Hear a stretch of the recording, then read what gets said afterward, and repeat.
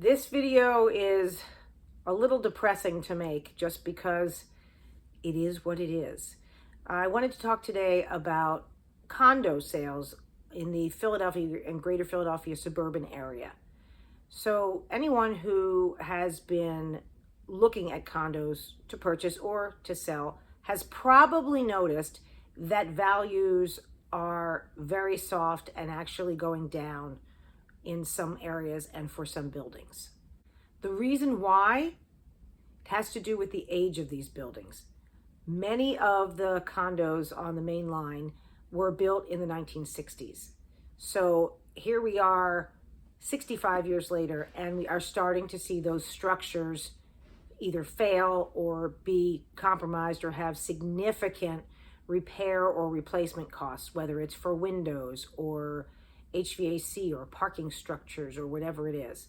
So as a result, these buildings are sort of a financial nightmare.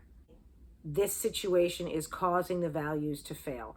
The first one is the assessments. So these buildings, even though they collect monthly condo fees, have to sometimes make an assessment where they levy this extra fee on all of the unit owners to take care of a very large project that there's not enough money to cover just based on the average monthly amounts that are in the coffers. So if all of the elevators need to be replaced, or all of the air conditioning needs to be replaced, those things are significant. And so there will be an assessment where on top of the normal condo fees, everybody pays an additional amount.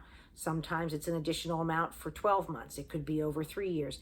And when you buy a condo, there is absolutely no way to guarantee if there will or won't be assessments, and if so, how much. So for people who are budgeting, a lot of times the idea of an assessment coming down the pike can be a real turnoff. The other reason why condo prices have suffered is that it can be very, very difficult to get a mortgage on one of these buildings for the same reason. The lender's concerned that because the buildings are becoming obsolete or needing significant repairs, if a buyer who has been given a loan defaults on the loan and that property reverts to the mortgage company's ownership, if it's difficult to sell it because of all of these problems, then their investment is compromised. So a lot of lenders just will not give mortgages on certain buildings because they're so worried about this problem.